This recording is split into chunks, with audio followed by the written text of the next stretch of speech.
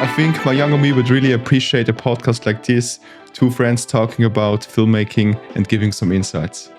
Hi, I'm Lua. I'm currently in an apprenticeship as an interactive media designer, and alongside my studies, I work as a filmmaker.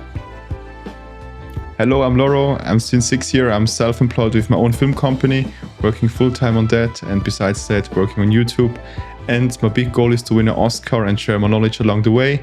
And in this podcast, we talk about AI and how it shapes the filmmaking world in the future. Let's dive in. So our first theme is Claude AI. So we discussed last week about it, how crazy Claude AI is taking over ChatGPT. Man, what are your approach on this? My whole approach with AI is just to try everything out and really fail fast. And also, if there is a license, I just buy everything. And then after some months, I cancel it. But yeah, trying out as much as possible. And yeah, for me, Claude was a really upgrade. From ChatGPT to Claude was a big difference. And also, when we talked about this together, it was really nice. And what exactly was like the biggest changes you experienced when switching from ChatGPT to Claude? I think the biggest difference is that Claude is way much better from getting the context, what you talk about, and also to write text with it, it sounds way more human and natural than ChatGPT. And also the skills part, you can now build skills, and this is a really nice thing. And for me, the biggest leverage part of it is that you can connect different apps with it. For example, Notion or Mails or the Chrome extension. And yeah, today I built a skill with Claude for my second brain. So every time I have a new idea, I just speak it into Claude with the tag second brain, and it automatically puts it into Notion. That's amazing. So you connected Notion with Claude, and you just created a new skill and told him every time I speak into Claude, it will automatically transcribe this and adds it into Notion. Yes. Okay. That's cool.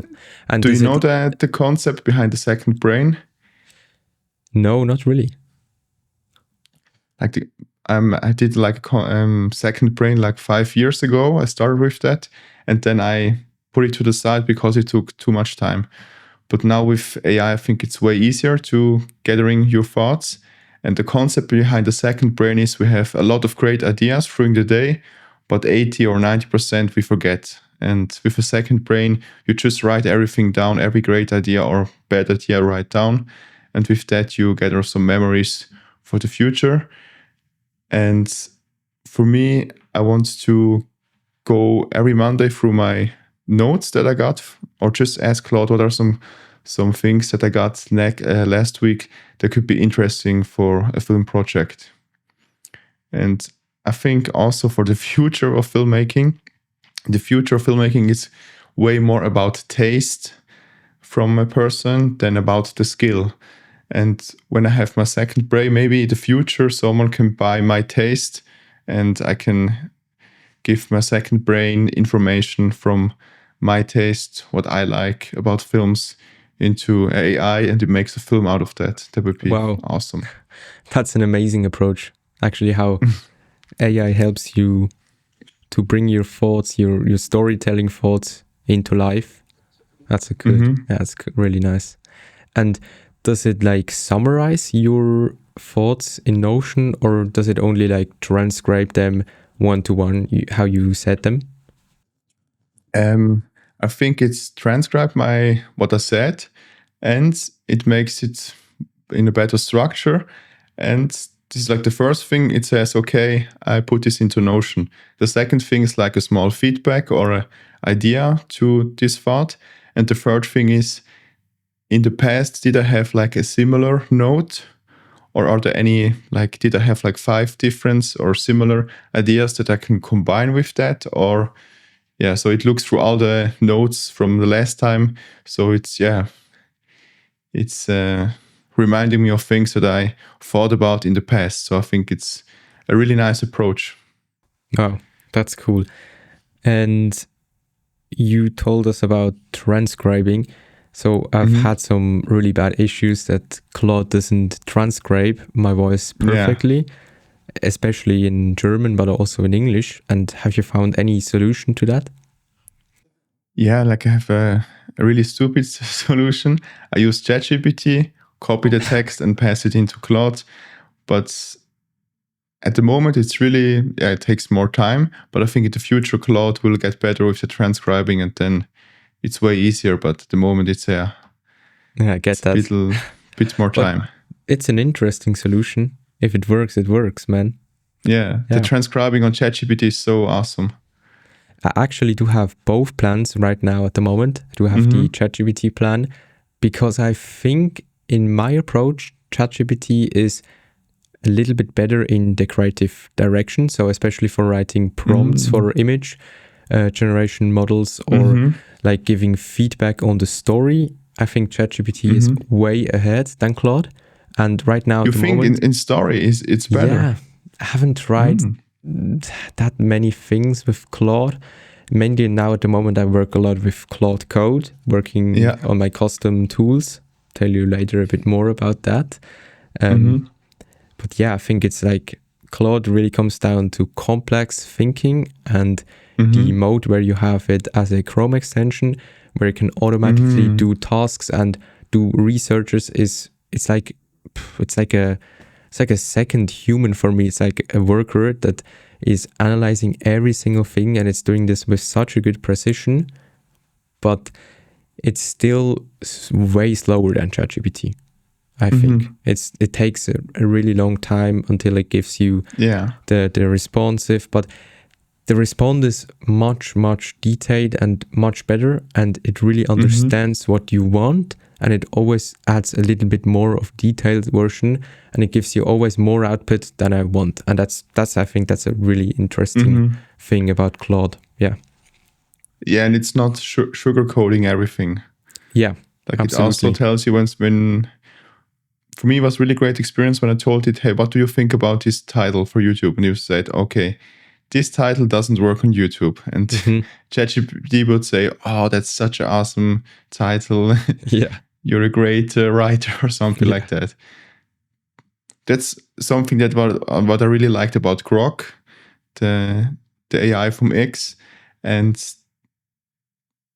this at Grok AI is really direct. It really confronts you. It's really like a mean friend. Absolutely. Yeah.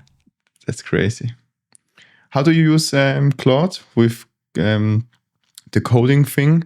For me, it's like I know about the coding thing, but it's still hard to understand what are the real use cases. Well, I've just been trying out different things, but there's actually a mode in Claude that it have the access to a folder in Finder. So I've built one folder that's called custom tools.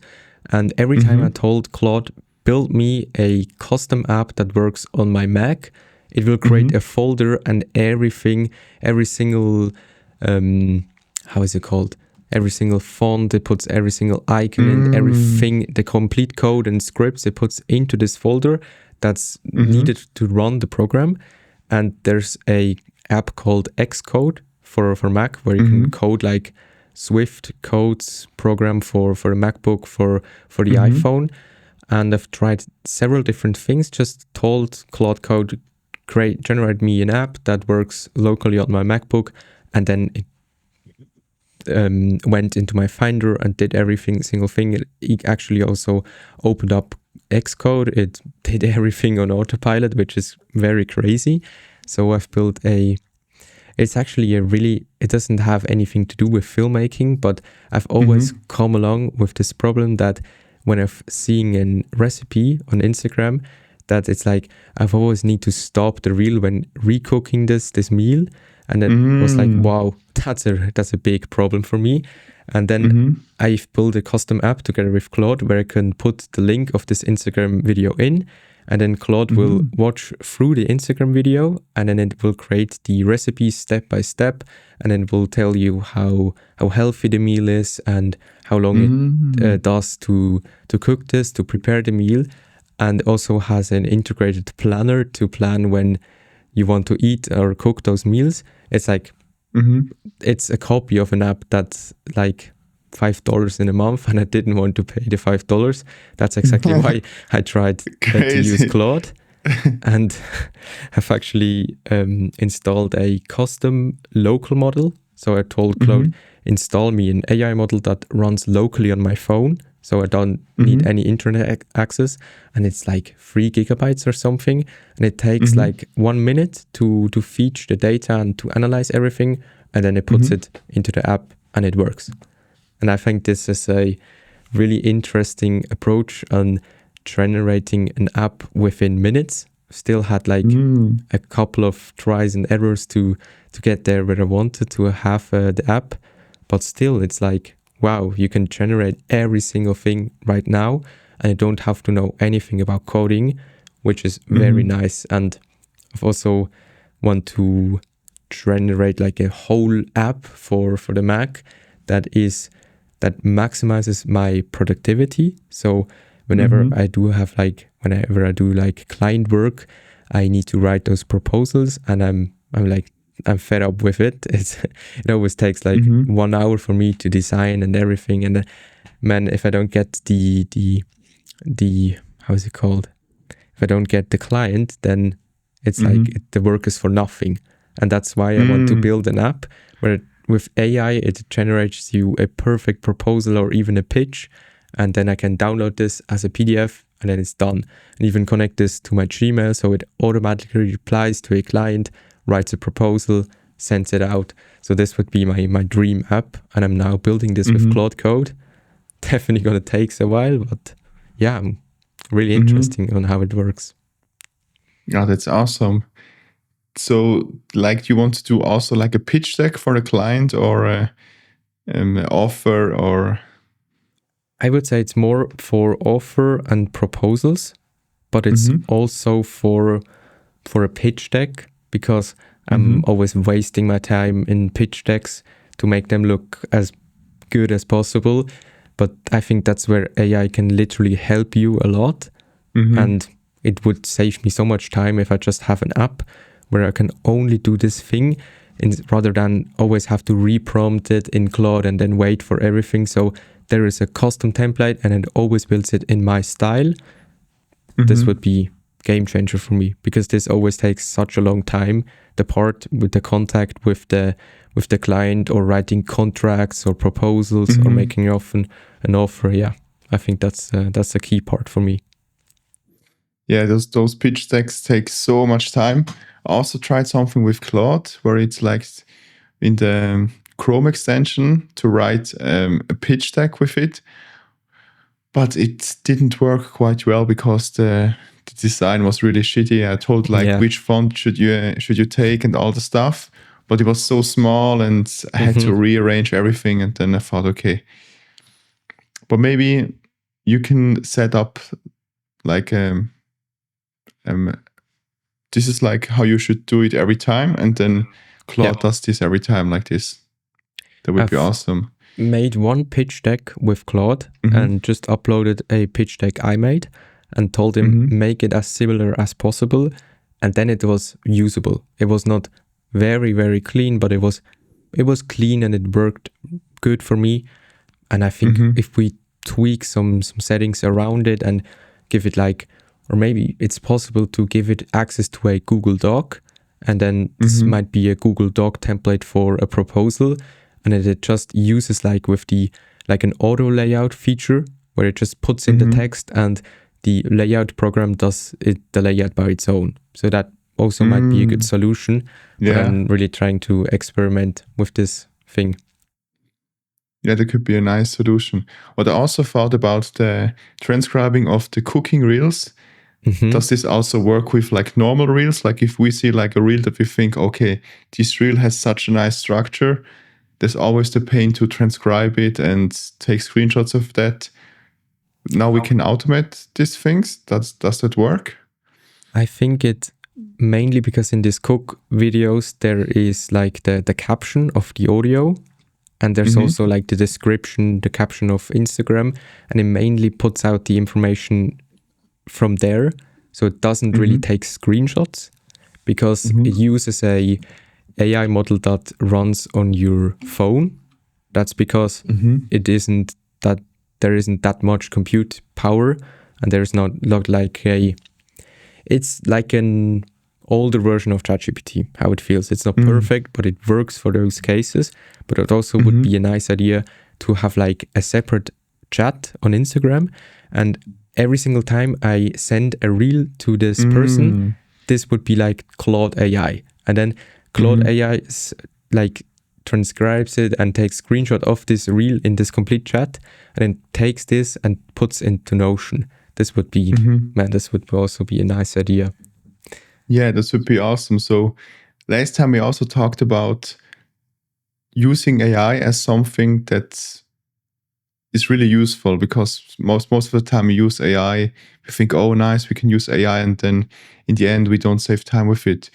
If we look like from a reverse engineering perspective, how are some places that you want to be more productive, or where you don't want to spend more time on that, so you can focus on things that you like? What are what are some what are some areas of that for you personally? Well, for me, it's the proposal part and making an offer to a client. It's like, this is the part I don't like about being a freelancer and work as a filmmaker. So it's always like the part with the contract, signing things and writing with the client and doing all this stuff. It still feels like I'm not creative in this part.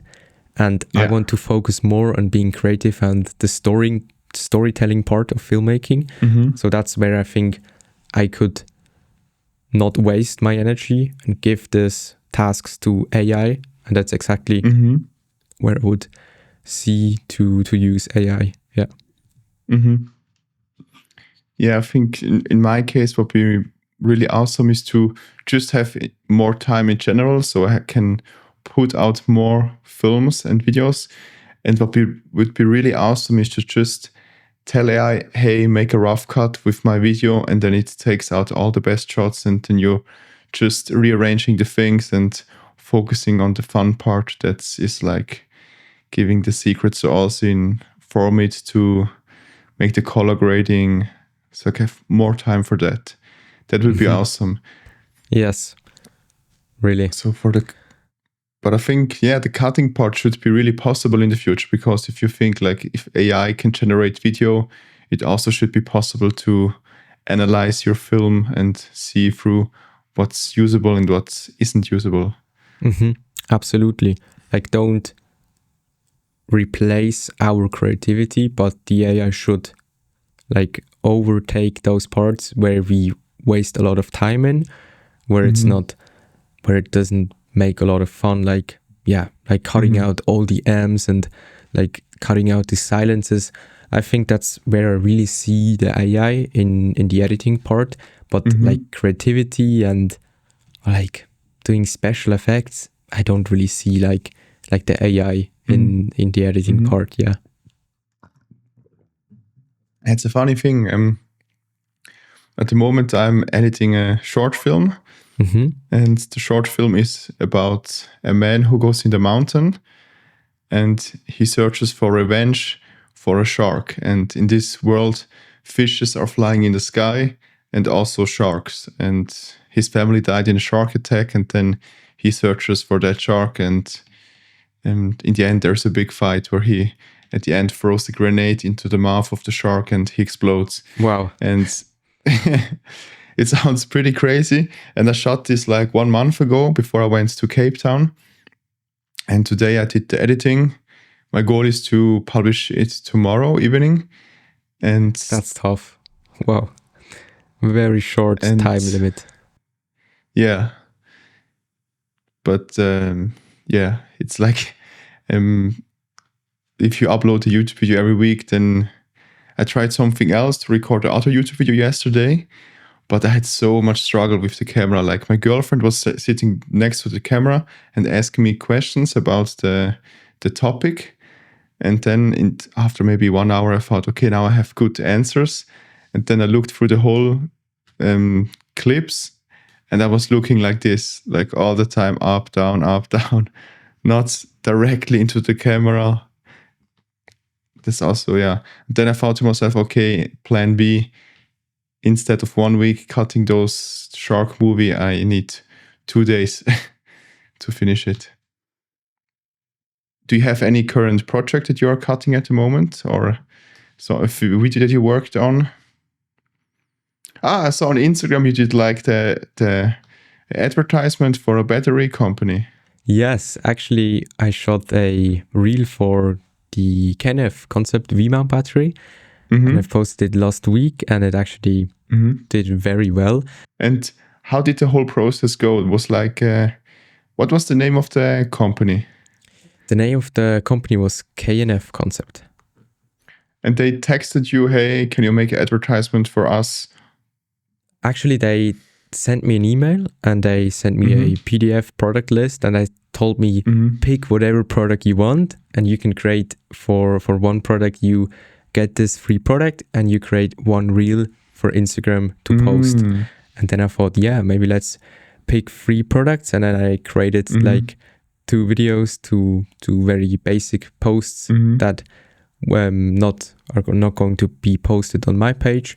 But with the V-mount reel, I thought maybe let's try something storytelling, something more cinematic. Yeah. And then this one is the one I'm also going to use for my portfolio. So this, it came out really well, I think. Yeah. But also was like, I had the concept in mind. My concept was work wherever you are. It's like more selling the feeling of the product rather than the product itself.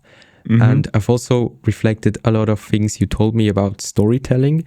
So I've used like the intro shot, that's an establishing shot of the forest, of seeing me walking into the forest like in a remote place. It's like very dramatic intro, and then you can see me working with a laptop on a tree branch. So this really should like sell the feeling that you can work wherever you are and you have the power with you. Yeah. That was like the concept. It's also like the concept of Apple is like start with why, like yes, absolutely. Communicate why you want to have the product, what feeling does it give. And I was like looking at the video, was like look to myself, oh, shit, that's a banger. And then I thought, oh, is this a spec ad? And I thought, oh no, that's a real Thanks ad. so much. That's nice. In the ending, you realized that it's in like an advertising. Okay, so yeah, that's good, yeah, because so I realized it, but I think it's a really well fit video, like for the company, because like you're having the filmmaker audience, and you like the thing I thought about today was like with my coworker, I had like a Milanote reached out to me for an advertisement. Oh, that's or cool. a placement. And I thought to myself, okay, if you get like maybe $30 for this, like a free license or something, or like $500, is it worth it to make this video? Because in the end, like if we make a client job, we get way more money for the same time when we work. Yeah. And the other thing is, I just recently saw a reel from someone who said he didn't do a lot of paid jobs or like sponsoring, and that's why a big camera brand, I don't know which camera brand it was, like Hasselblad or something like this, reached out to him because he didn't do any jobs.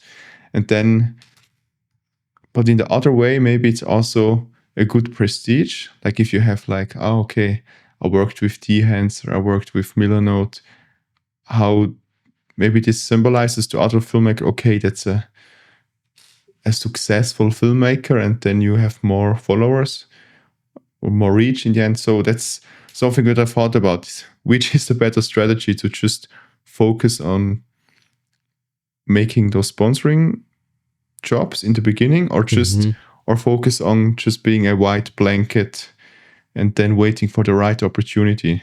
because I saw a lot of those people make those advertisement for example, for Samsung phones or some Android phones, where I thought, okay, you never used an Android phone once in your story, always used Apple product, and now you make an advertisement for this company, and it feels to me a bit fake, but at the same time, I think also nice. You just did a really nice video project, and but at the end, it doesn't feel authentic. So what are your thoughts about that?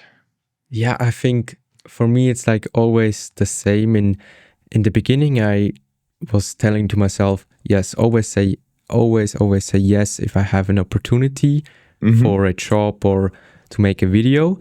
And I think in the beginning, that's a good thing because you need experience, you need portfolio, you need every single thing. So this is really good to learn something out of it. But right now, at the moment, I have very limited time alongside my apprenticeship. That's why I'm always thinking like, first thing is, does it make fun for me? Is it like a passion project? Is it like a cool thing? Is it a cool brand? And if this fits, budget is not really like that important.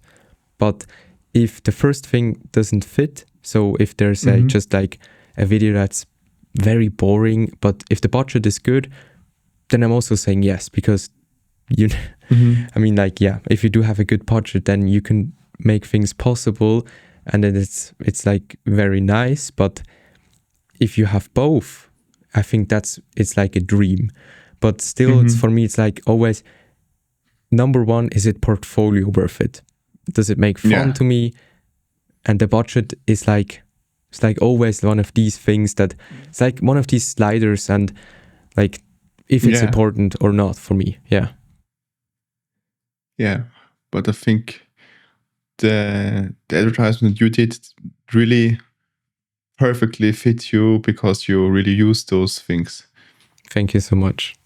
But if you do like a Samsung advertisement for the phone, then I would think, he uses iPhone, but maybe, I actually feel the same about this. I only want to make like advertisements for brands that suit the need for me, and I also think that these brands are good brands. I can trust those brands, so I'm never.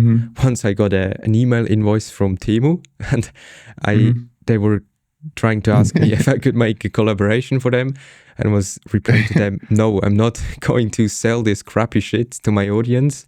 And that would be awesome. Then I've got Lua makes a Temu advertisement. This would be so funny, man. Yeah, I think it's really important to be specific about your brand, how to position yourself, and to decide, okay, which values do you have, and stick with those. Absolutely. I watched a lot of YouTuber, and a lot of those people told the audience it's really important to always stick to the same people, because one bad advertisement could really destroy your whole thing. And I don't know if you saw, like, when Gogs did the Shein collaboration. Gogs did a Shein collaboration. Yeah, I thought the same. He did like a clothing line together with Shein. Okay. And a lot of people were hating on that because they thought it, like, the value that Gogs has, like, to have high quality, take time for something, and then was like Shein, shitty product, really cheap, was like the opposite of his value. And this was like a wrong move for him, I thought. But since then he didn't do something similar like this. But this was, for me, a great example of a bad product placement. Yeah. And it always needs to make sense for you.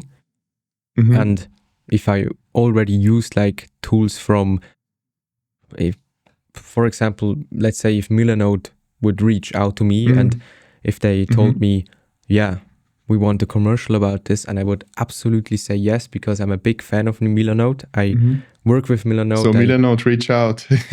Reach out, Milanote, if you hear this. But actually with Dehancer, it was the complete opposite. I've heard about Mm-hmm. Dehancer before, but Mm-hmm. I've never tested it. I've never tried it before. And actually then I thought, wow, that's a cool thing. And this video, Yeah. this like testing Dehancer out was, for me, it was like the start of getting into YouTube. It was still my latest video, but I'm now like, I want to make more long form content, and this really put me out of this comfort zone to make this video happen. And now I'm using Dehancer in my workflow because I really fall in love with it because it's so good. Yeah. And if you see It's this, awesome. use the discount code Lua10 to get 10% off. Let's go. Yeah, that's awesome. So let's talk about something that we both are really into AI and how it can help with our work. And I'm doing a short film at the moment where a shark flies through the sky and a person is hunting that shark. Wow. And today I did like the rough cut of the video and also the first drafts with fishes flying in the sky and the shark, modeling the shark. And now it's time to animate all the things together, piece it together. Wow. And it's just awesome. Like this wouldn't take me like at least a month if I did everything. No, I think it wouldn't even be possible for me at the current state to do all the special effects. And that's crazy. Yeah. So you used Higgsfield AI for it? Yeah, I used Higgsfield AI, not sponsored. Not yet. Not yet? Or maybe. The funny thing is, I talked with a lot of filmmakers about Higgsfield and like in Cape Town, and one filmmaker, like a famous one, he told me about Higgsfield and he thought, man, I really love filmmaking, but I don't want to promote something that steals away the job from filmmakers. I really want to put it in a way where it helps filmmaker. And for me, it's like,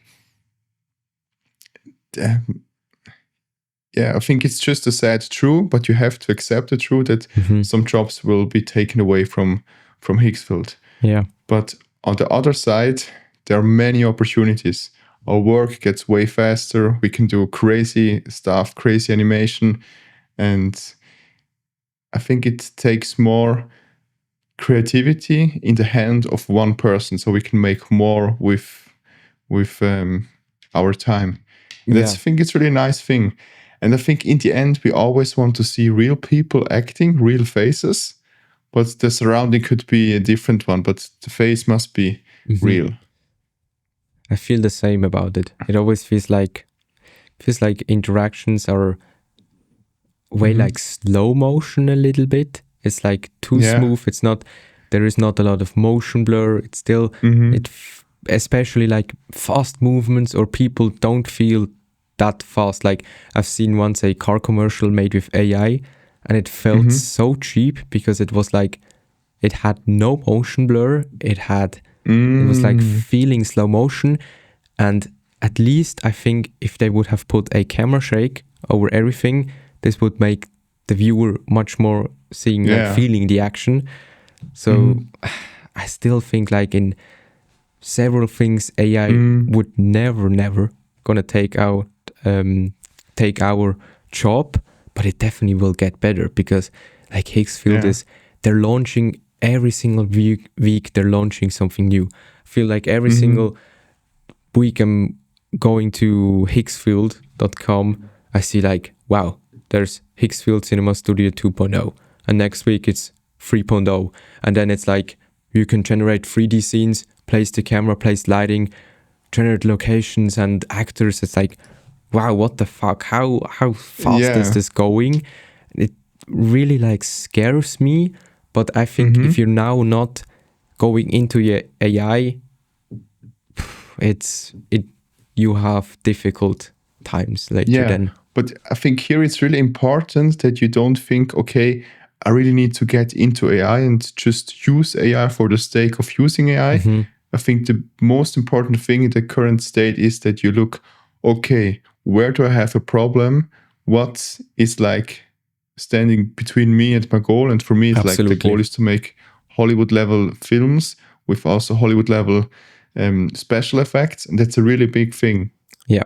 I still go out, shoot everything by myself. But for those shots where I can't do it by myself, I use AI. And I think that's the nice thing to use it, so we have more time for the things that matter. Yes. And Absolutely. the special effect part, I think, is a really big thing, because if we're here in Switzerland and we want to shoot something that is like looks like a warm, nice place, it's sometimes really hard to find good looking places. Yeah. Especially in winter, it's, for me, everything looks too sad, and I want to make my films more moody, more like the American vibe, more like, Get that. it should feel warm. Yeah. And Switzerland looks really cold in winter. Yeah. Because the trees and everything. And if we can just shoot something and then replace all the houses in the background, that would be awesome. Mm-hmm. I think there is AI where it only replaces all the things, but it cuts out the face and puts it on top. And I think this is like a really nice thing. That's cool. And today I got like a InVideo sent it me. You know that InVideo? Yeah, I do. They wanted to collaborate with me. Oh, nice. But I don't know what I think it's similar than Higgsfield.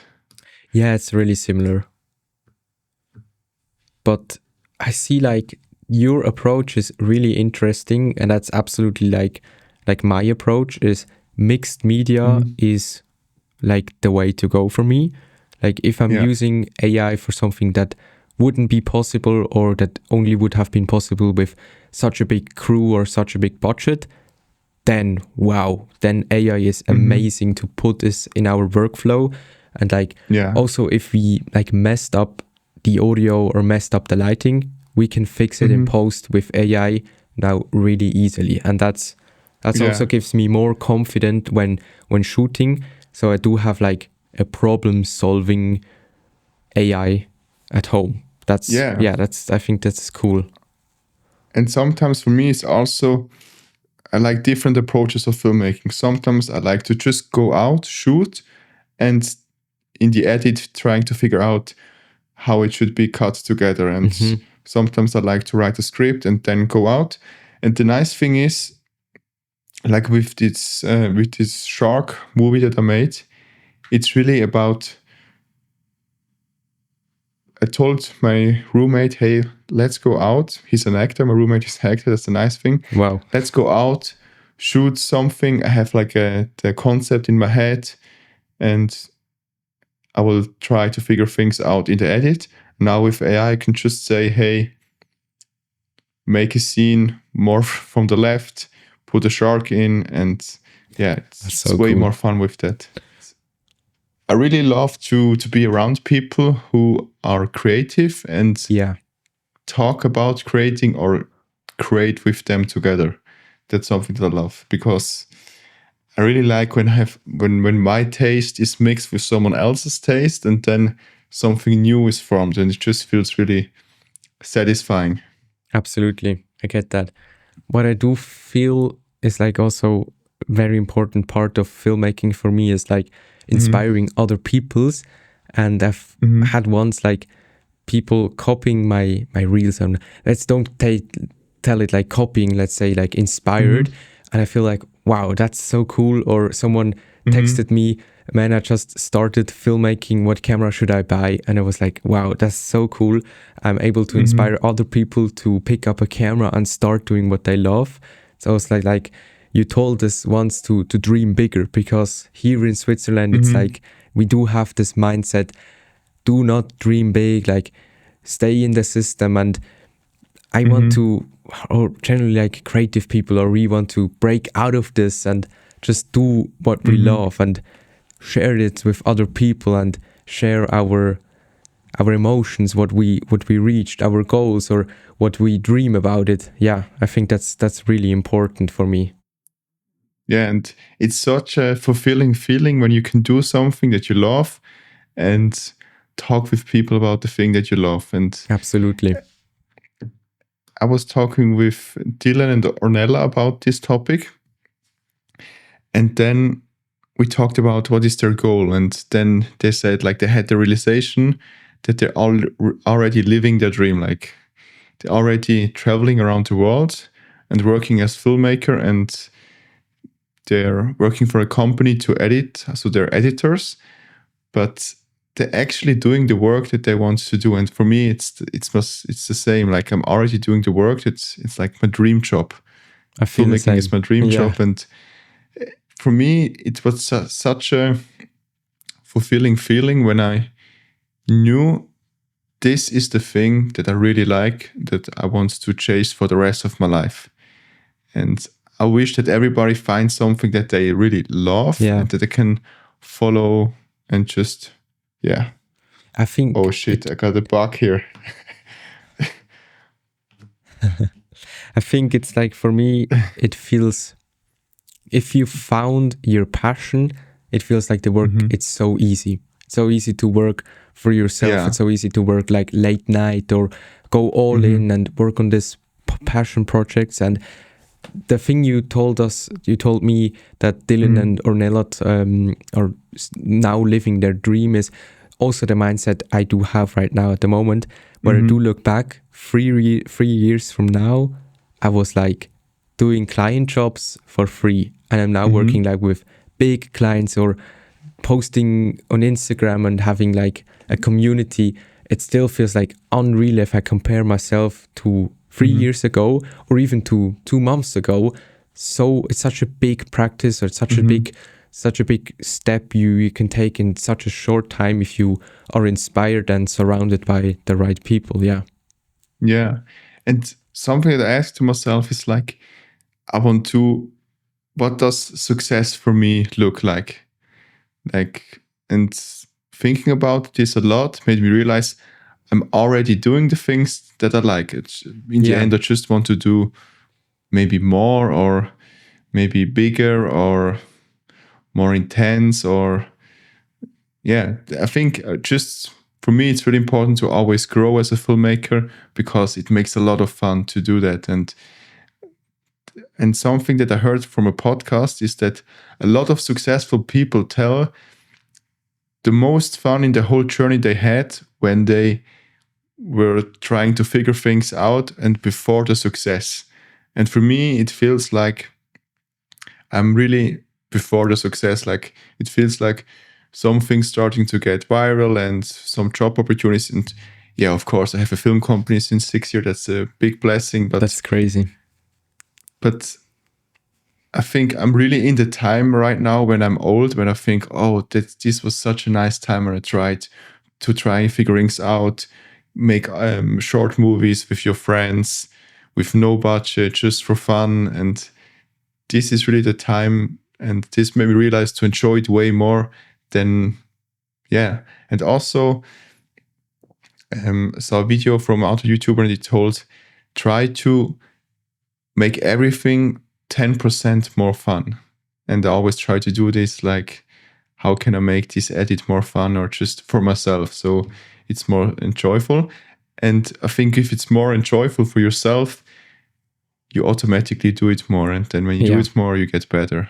Absolutely. Yeah, and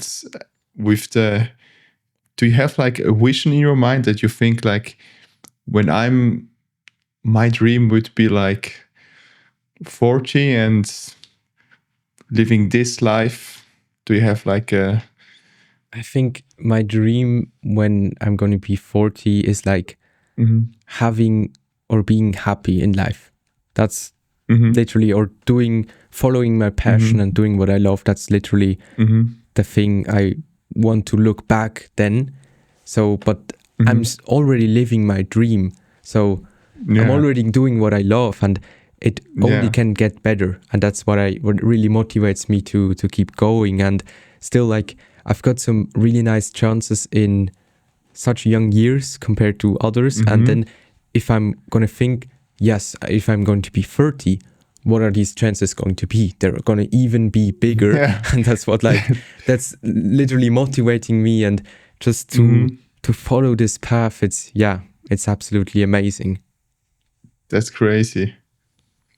So, because for me, I thought about what is like in the end, like what would be like a successful life to me if I look back, and then I'd really try to imagine a daily routine. How does the daily routine look? And I think the daily routine would look like I wake up in the morning when the sun sets, in a really nice house in a jungle with palm trees. It's really warm.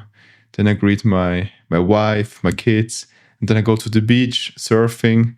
I come back, and then I start to work on some films, short films, and maybe in the afternoons the actors come, some filmmaker, someone who makes music, and we just make a TV show or just a show in general, and then we travel a bit around the world, and That's always cool. like with a crew of people who are talents and creative, and sometimes in Switzerland, sometimes at a warm place. That's cool. That's the thing that I want to I have. have the same approach on this. Definitely want to go into moving into another country maybe, or let's just try these different things out. Or Cape Town is really something a place I want to go. Because I still feel like Switzerland doesn't have that many people in the same niche. But I thought this like 2 years ago. I thought like, man, there's nobody in my town that films. But now I do know some people that film and do the same thing in my town. And all it comes down is really like networking and people that are allowing to themselves to create like reels or post on Instagram to show them to the others and say, hey, I'm also a filmmaker. Let's help each other. Let's support. Let's build a community. And that's why I actually think is that because that Switzerland is not like in this support niche. There are many creatives, but many of them are getting lost because they're not showing themselves into public or not showing up in networking events or on social media. And that's why I generally think social media is a good thing to exactly meet other peoples and meet new creatives. And that's why I told myself to go to every single filmmaking networking event I could, if I do have the time. And from now then, I've met like 5 or 6, 7 people that inspired me or that have even got very good friends to me. And we're creating some content together and some really nice films. And I think that clearly shows that going to these events is such a game-changing thing you can do in Switzerland. But like comparing it to Dubai or like Cape Town, there are places where there's so many more people and like people are yelling for the dream. They're like telling, hey, yo, that's my dream. Want to support me? It's like another complete other mindset. It's like the American mindset is like dream big, follow your passion. And in Switzerland, it's like follow the system. That's the safest way. It's like, just work for the money and work for the holidays. It's, for me, that doesn't work out. Yeah.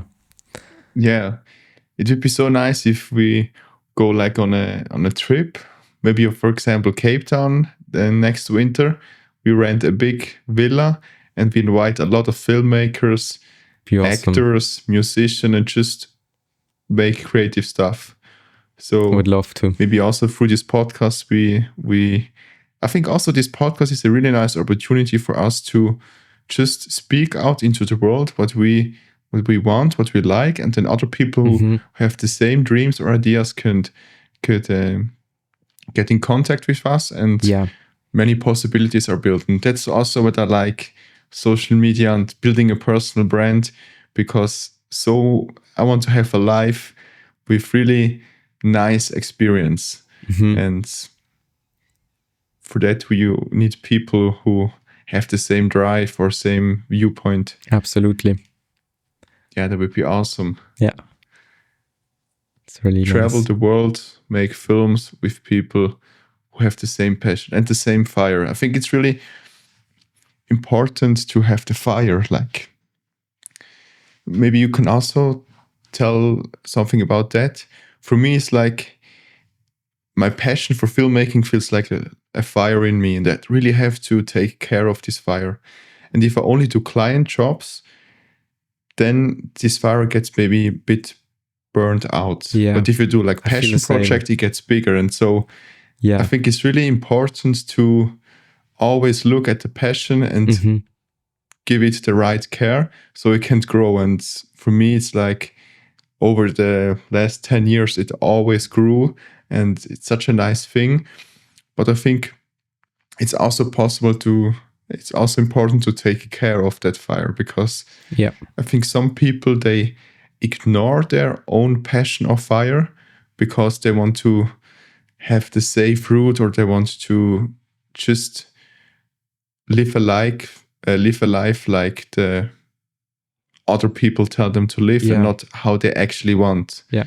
And there's actually a good quote about this. If it scares you, you're on the right path. That really shows that, like, all the mistakes you think about that could happen are actually holding you back of following your dream or chasing your passion.